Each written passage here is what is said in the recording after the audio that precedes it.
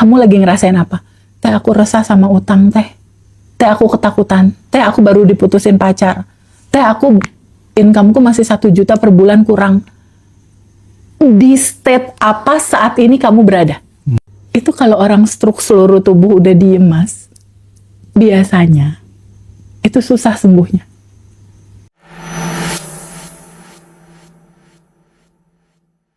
Kita sebelumnya belum pernah bahas soal bagaimana pengabdian kepada seorang ibu, mama, itu tuh secara detail gitu, secara selengkap-lengkapnya gitu.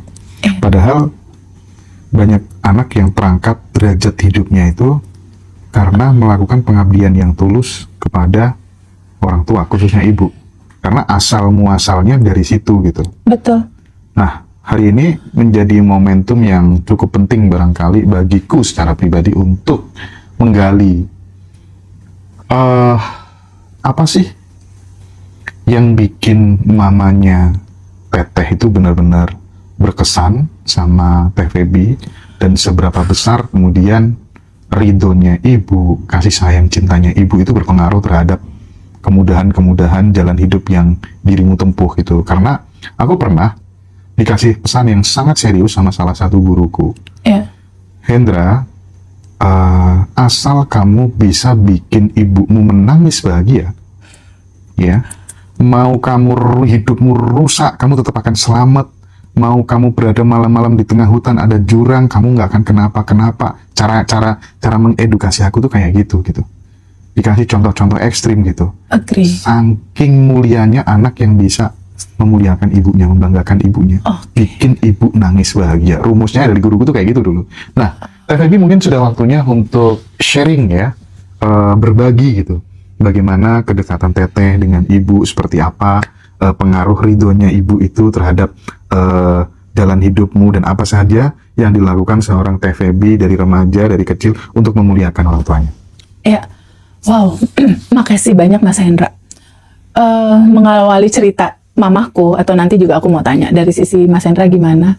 Ada satu cerita yang menginspirasi aku, Mas. Gini, pada saat jiwa Mas Hendra, jiwa aku atau jiwa siapapun sebelum lahir ke bumi ini, dia kan percikan ruhnya bersama-sama dengan Allah ya.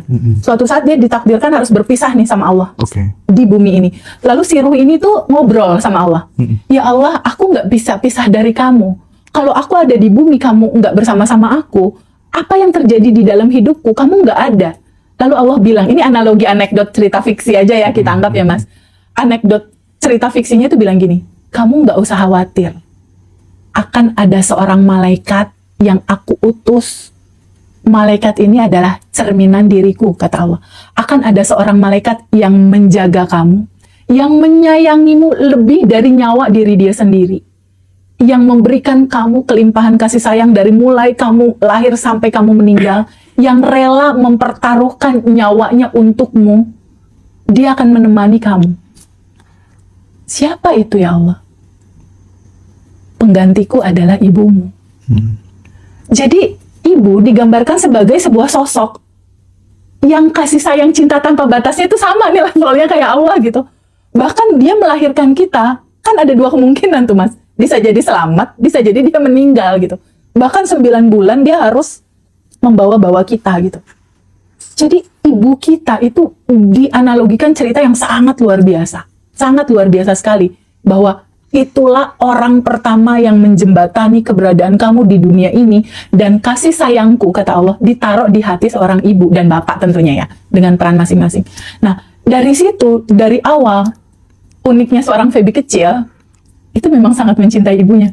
Aku juga diceritain sama mama, Feby tuh dari kecil tuh beda. Bedanya apa? Jadi Feby kecil ketika bisa ngomong, mama, bisa ngomong sedikit umur 1,5 tahun, aku tuh udah gini, ih mama cantik. Udah begitu, aku aja udah lupa kalau aku kayak gitu. Jadi di setiap bertamu atau ada tamu datang, aku tuh selalu bilang sama teman-temannya mama, tante tahu nggak, mama aku cantik, mama aku baik. Ih, Feby kecil udah begitu lucu gitu. Nah, bertumbuh di TK, kuliah kehidupan mengantarkan perjalanan.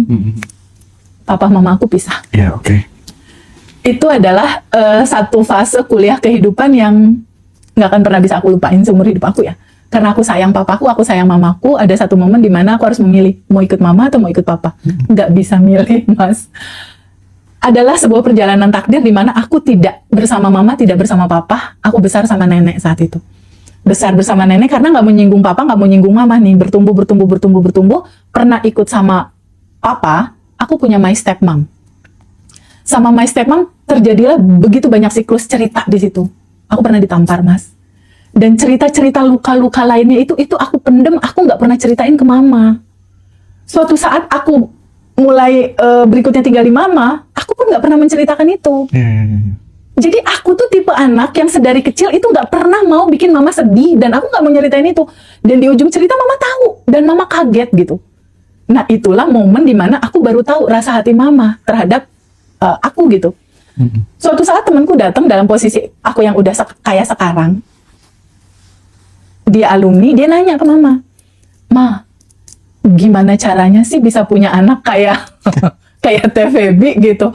Itu menurut mama, ini keren banget pertanyaan dia. Karena kan mama yang melahirkan, mama yang membesarkan, mama yang melihat pertumbuhan dia. Kayaknya nggak ada orang lain yang paling tahu kartunya TVB itu kecuali mama. Menurut mama apa sih rahasianya? Sampai bisa TVB jadi kayak sekarang. Mamaku bilang apa coba? Gimana teh? Di luar jangkauan pikiran. Feby itu dari kecil prihatin. Dari kecil hidupnya nggak pernah seneng. TK dia udah nggak ada mamanya, nggak ada papanya. Berikutnya perjalanan kehidupan kesini juga sangat prihatin sekali. Dia masa kecil tinggal sama stepmom, pernah ditampar, nggak cerita lagi sama mama. Dia tuh orangnya nggak pendendam ke mama. Jadi apa yang dia lakukan dia nggak pernah balas hal yang sama gitu.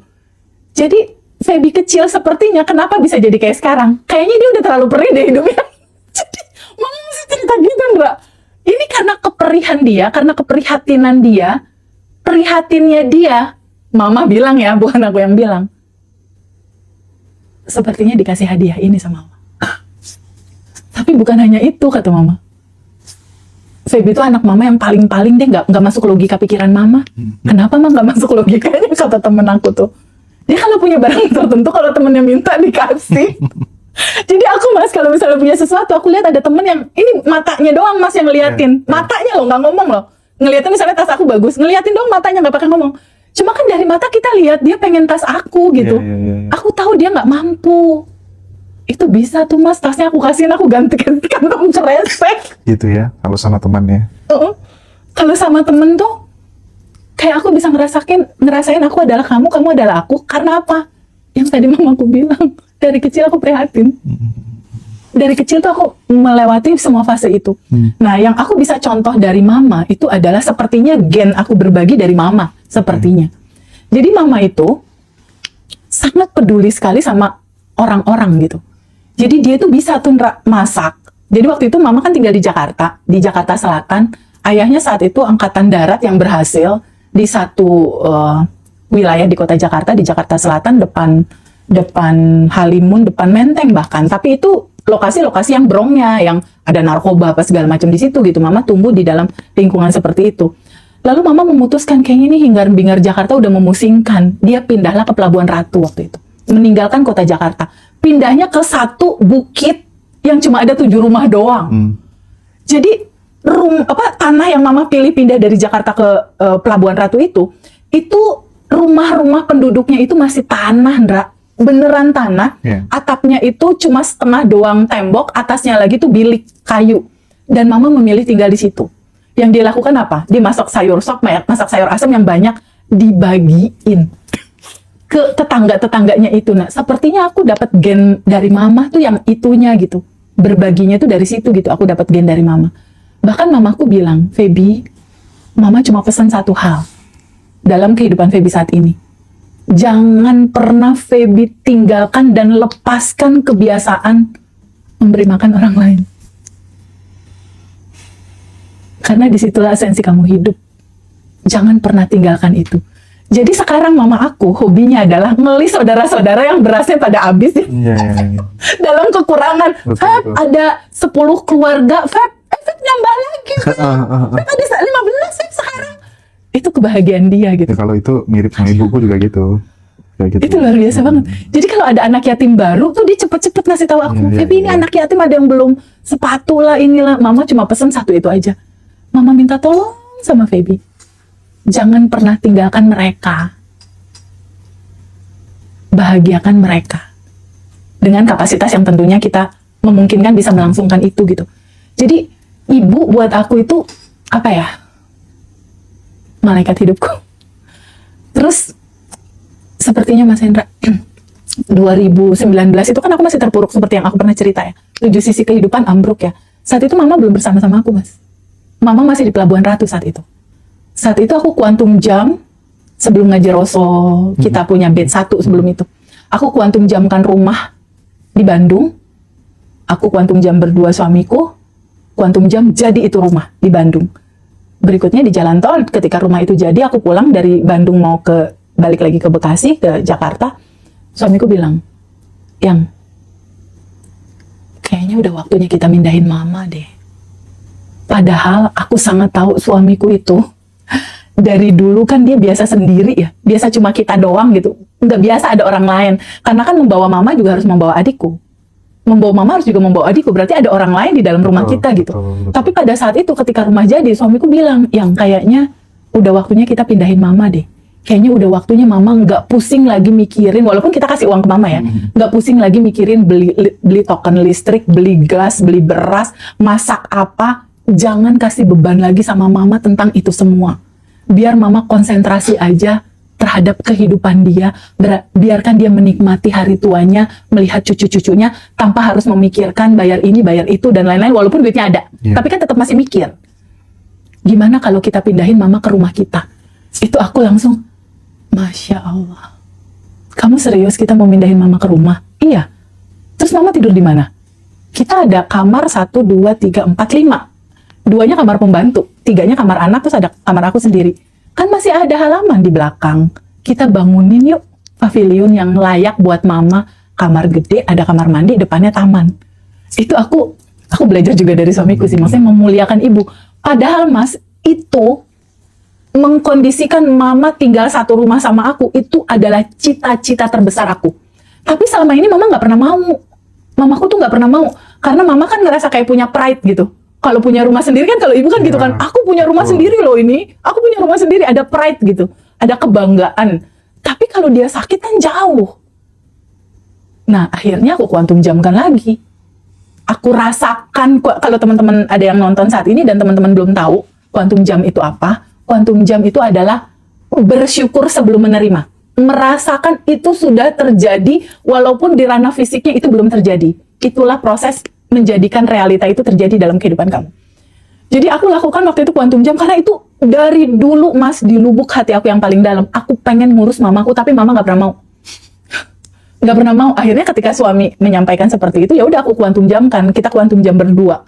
Yuk kita kuantum jamin, yuk mama tinggal sama kita. Akhirnya ada momen nyaman saat itu, mama sakit Mas. Sakit stroke. Dia tiduran, nggak bisa bangun sama sekali. Jadi dari Pelabuhan Ratu itu nggak bisa bangun, kita bopong dia diangkat, dibawalah ke rumahku. Jadi mama nggak ada pilihan. Akhirnya tinggallah di rumahku. Pada saat mama sakit, posisi saat itu mama udah nggak bisa pup, semua pakai pampers, dan itu semua aku yang ngurus Mas. Dari mulai ganti pampers, pupuknya, mandinya, ngangkat gayung tuh nggak bisa. Ngangkat gayung gini nih, nggak bisa. Itu udah diem. Itu pengalaman paling indah sih. Ketika aku giniin mama, aku mikir dulu aku yang dimandiin sama mama. Iya ya. Sekarang aku mandiin mama, jadi aku keramasin, terus tangannya yang mana, yang kaku, yang ini. Itu kalau orang stroke seluruh tubuh udah diem Mas, biasanya itu susah sembuhnya. Tapi Mas Hendra kemarin ketemu mama kan? Iya.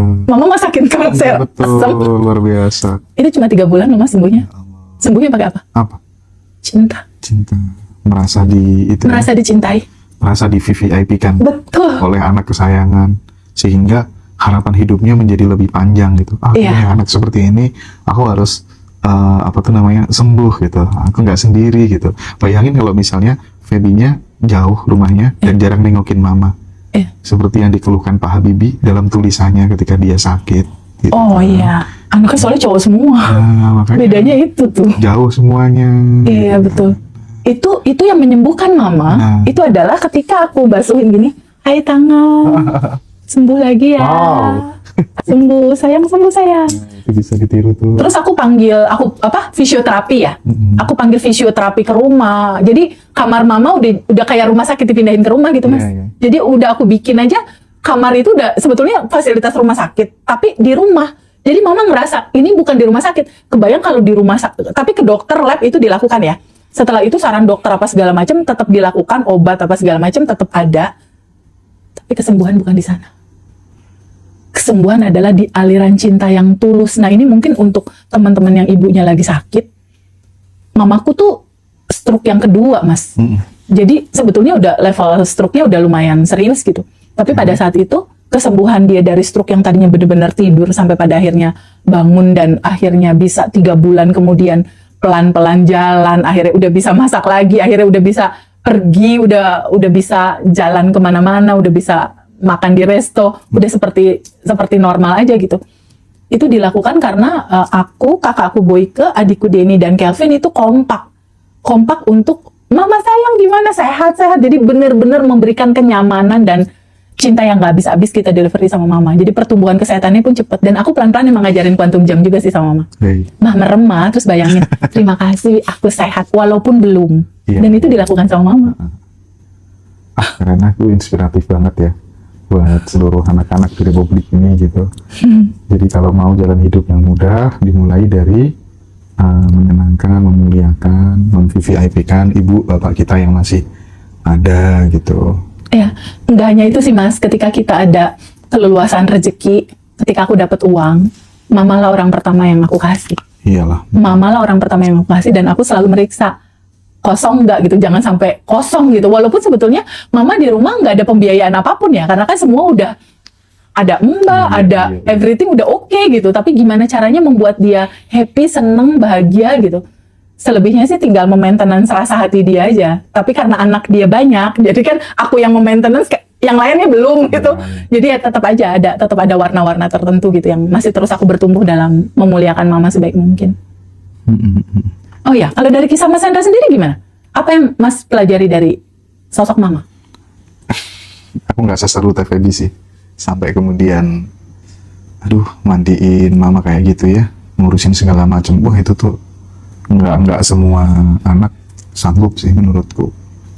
Kalau aku kebetulan dulu tuh masa kecil tuh meskipun bukan orang kaya gitu ya, tapi setiap aku pengen apa-apa tuh selalu diturutin sama khususnya sama bapak ya. Kamu berapa bersaudara Mas? Satu.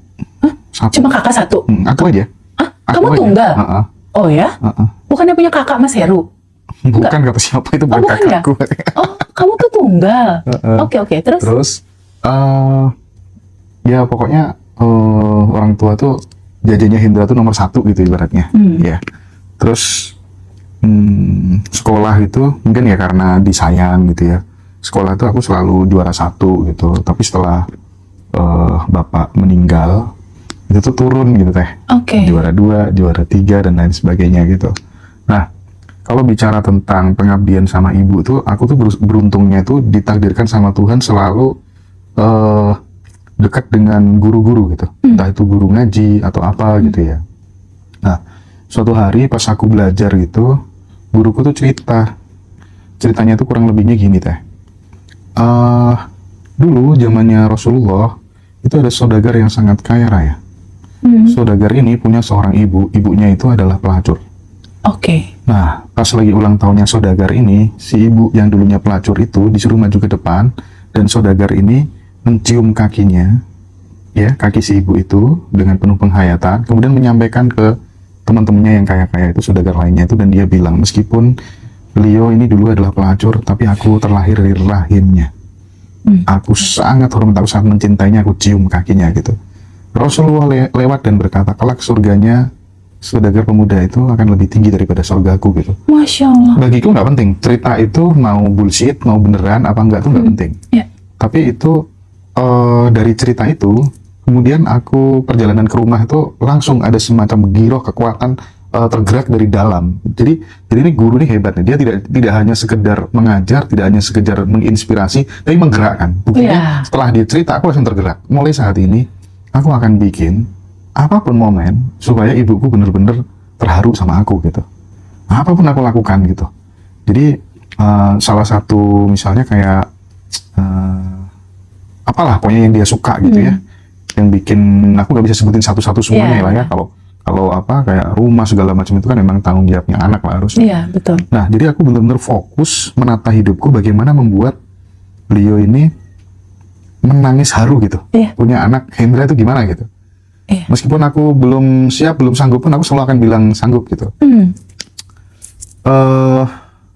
Jadi waktuku tuh banyak aku gunakan untuk benar-benar membuat ibu tuh kayak nggak pernah apa tuh namanya sedikit pun untuk tidak mendoakan aku gitu teh. Iya. Setiap hari selalu berdoa tentang aku terus gitu.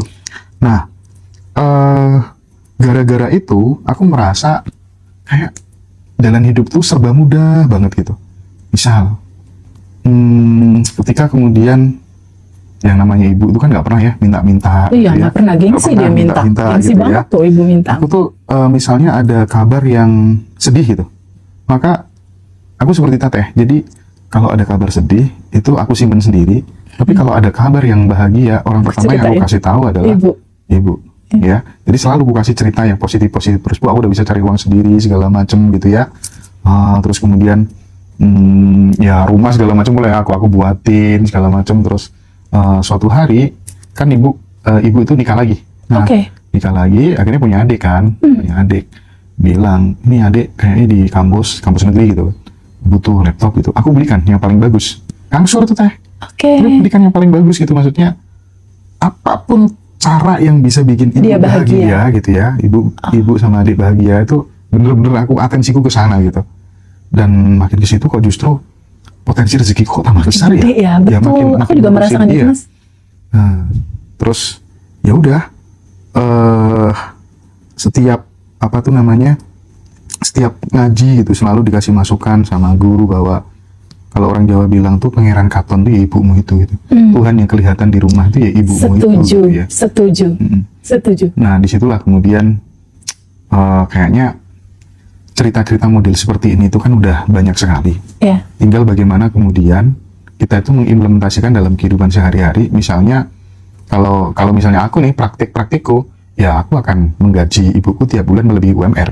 Tapi karena aku dari kecil meskipun sudah nggak ada bapak gitu ya, orang tuh kalau orang Jawa tuh royoan. Jadi royoan tuh apa? Iya, rebutan untuk membiayai sekolahku. Ya, waktu aku SMA segala macam gitu. Dan aku punya sepupunya ibu tuh kayak emakku sendiri gitu.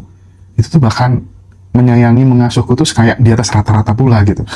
Jadi aku nggak ada pilihan lain kecuali untuk membagikan orang-orang ini gitu. Iya. Nah, cuman sayangnya satunya udah meninggal. Iya, tapi ibu masih ada ya? Ibu masih ada. Ibu sehat. Ibu aku siapkan ladang untuk berkebun segala macam. Biar dia beraktivitas gitu ya. Pokoknya dia udah sangat bahagia lah ya, kalau versiku ya sangat bahagia. Dan bener sih bahwa Tuhan yang kelihatan di rumah kita ya ibu. Kita itu bahkan guruku berani menggaransi, udahlah kamu nakal kayak gimana aja asal kamu bisa bikin ibumu nangis bahagia, kamu selamat terus kemana-mana. Ini udah percaya omonganku gitu ya. Oh nggak tahu ya, aku percaya utuh ya. Itu keren istilahnya. Aku percaya utuh gitu. Masya Allah, keren. Jadi memang sih kalau aku ditanya gitu sama teman-teman, keberhasilan Teh Feby titik tolaknya tuh kapan sih? Sejak aku mindahin mama ke rumah. Lo makin terkonfirmasi dong. Sejak aku mindahin mama ke rumah, nggak hanya memindahkan, tapi budget dinaikin. Keinginan dia dilakukan, dia punya wish apa dilakukan. Pokoknya aku gini, kalau ngelihat mama ngelamun sedikit aja, aku pasti tanya, Ma, apa yang mama pikirin? Mama ada sesuatu yang pengen dibeli, pengen apa? Atau ada sesuatu yang dipikirin mama mau ngasih ke orang, atau gimana, apa?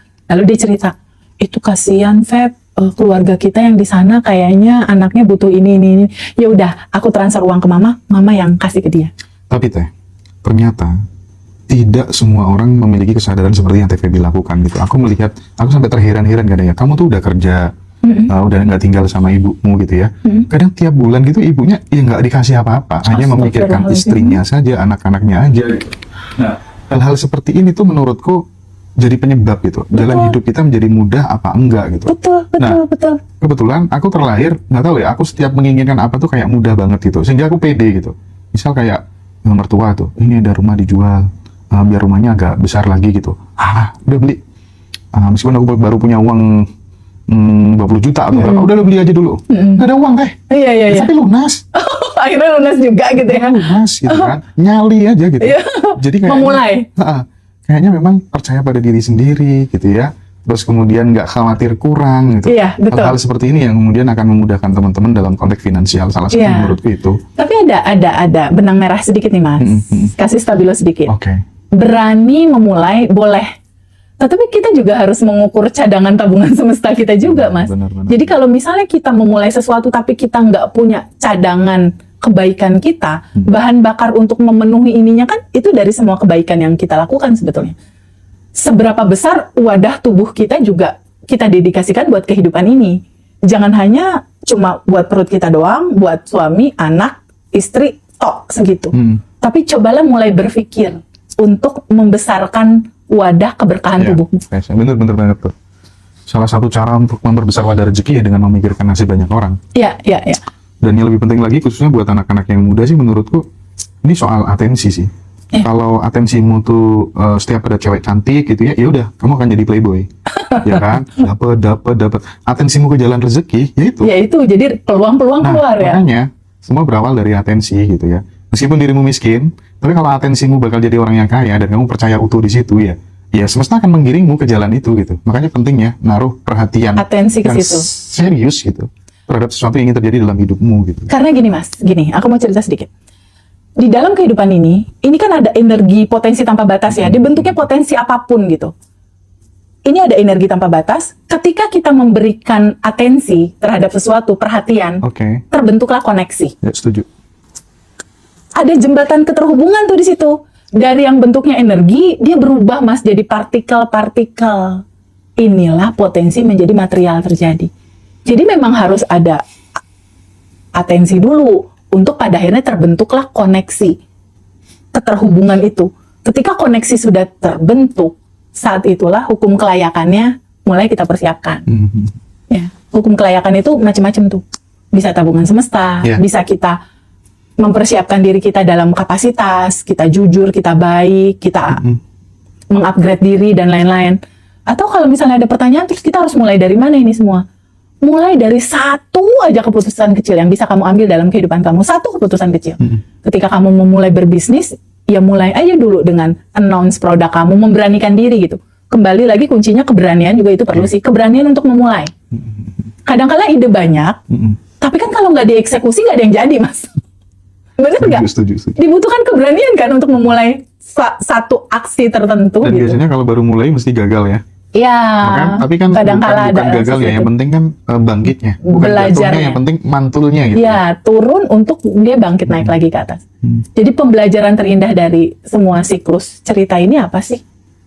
Sadari bahwa di dalam rumahmu, di dalam keluargamu, ada malaikat luar biasa yang bernama ibu. Atau bentuk kecil dari eksistensi Tuhan itu adalah ibumu gitu. Itu yang harus kamu bahagiakan terlebih dahulu. Teh. Setuju ya? Satu segmen terakhir lagi barangkali Teh tentang ini Teh. Kadang ya bagi orang-orang yang mentalnya masih miskin, itu melihat orang lain yang sudah sukses, itu tuh kayak iri, panas gitu. Hatinya panas duluan gitu. Nah, saat lihat orang lain berhasil, maka mesti mikirnya netting gitu ya. Negative thinking dia. Nah, terkadang hal-hal seperti ini tidak kita sadari itu sebagai mental miskin. Yang jika kemudian mau kamu berprofesi sebagai apa saja dengan gaji berapapun, kalau mentalmu masih miskin, ya kamu sulit untuk take off secara kemakmuran gitu. Nah, aku lagi-lagi sangat pengen memperdalam hal ini supaya, jadi aku sekarang kalau bikin konten tuh Teh, lebih mengarah ke teman-teman yang masih muda-muda gitu. Karena nasib bangsa ini akan ditentukan oleh mereka ke depan gitu ya. Betul. Nah, paling nggak mereka harus terbebas dari penyakit mental miskin ini. Mereka harus punya software Kemakmuran. kemakmuran gitu, Ya. prosperity conscious gitu.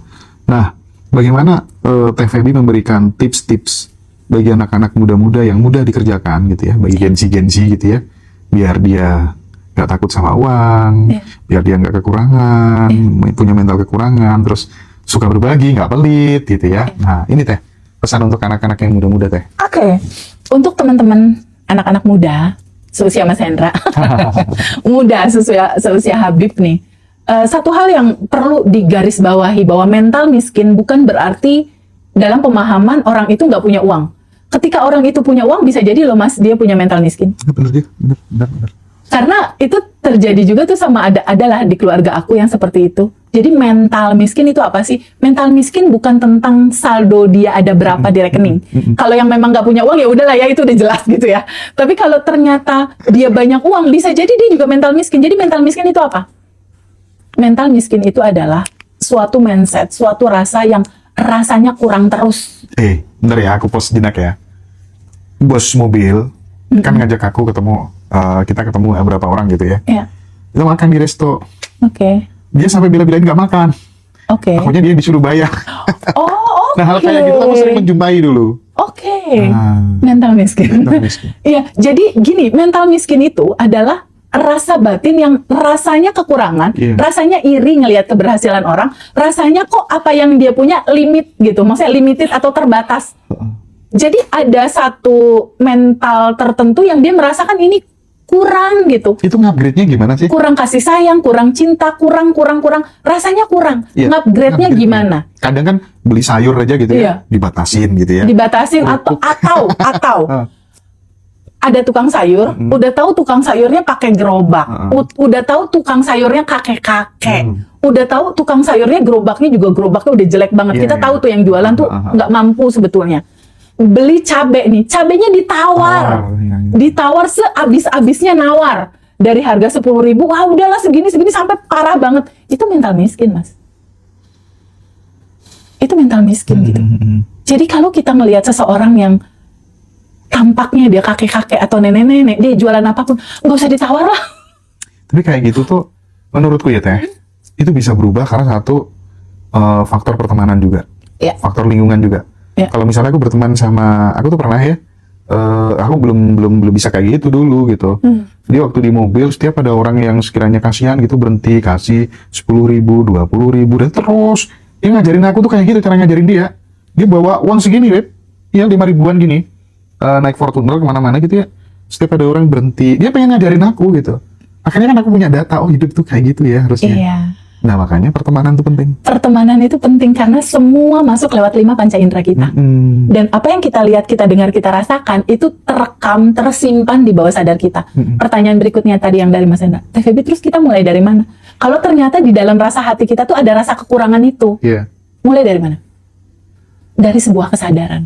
Kesadaran tentang apa? Sadari dulu sama kamu di state apa kamu sekarang berada. Di state apa kamu sekarang berada. Aku ngerasain kekurangan teh. Berarti sadari aku saat ini ada di state mental miskin kekurangan.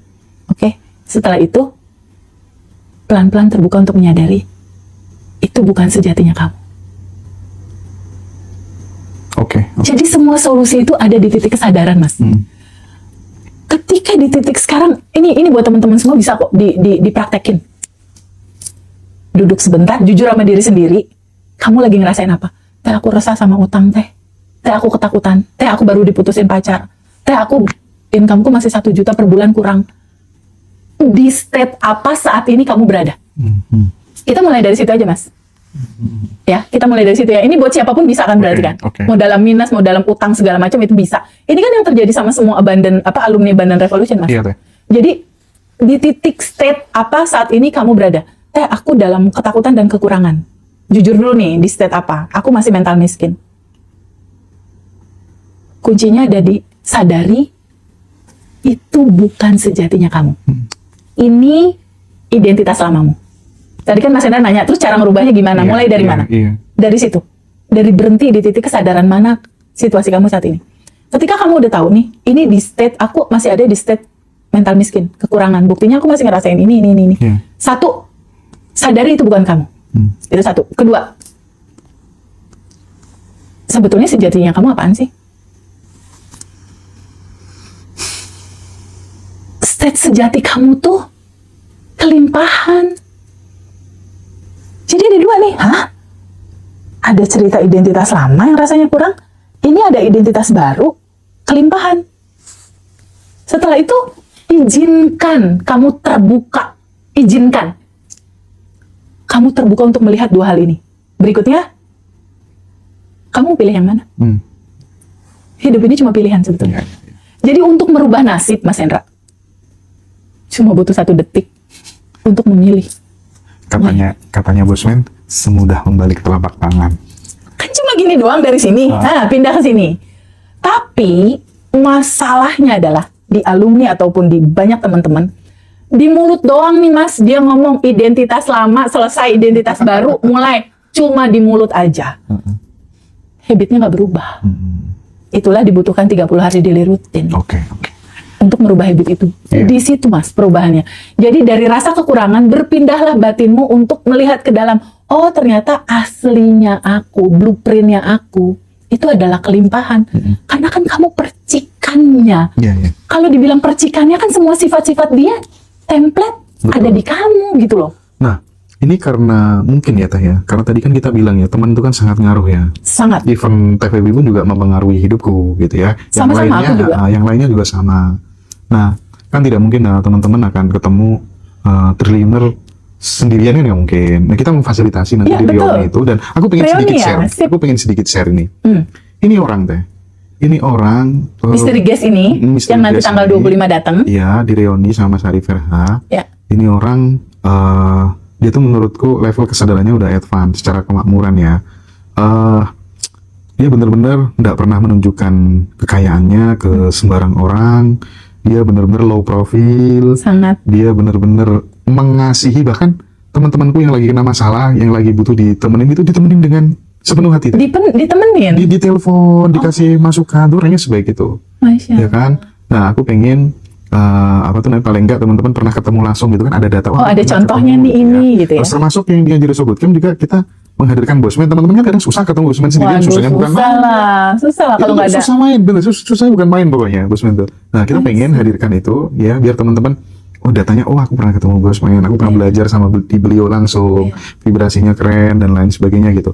Jadi acara-acara yang di-highlightnya di Rosso tuh nggak lain dan nggak bukan adalah demi pertumbuhan kita bersama. Ya. Kita makin makmur, makin bahagia, makin sejahtera, makin saleh gitu ya, makin peduli sama orang lain gitu ya. Dan sekali lagi buat sahabat yang nggak bisa ketemu langsung pun juga bisa mengakses acara-acaranya secara online. Ya betul sekali. 2 hari lagi kita ada Quantum Alignment teman-teman yang mau jangan dilewatkan. Yang mau ikut kelas sama TVB ya, 350.000 silakan chat Mbak Dara. Ya. Tanggal 6 kita start jam berapa? 7.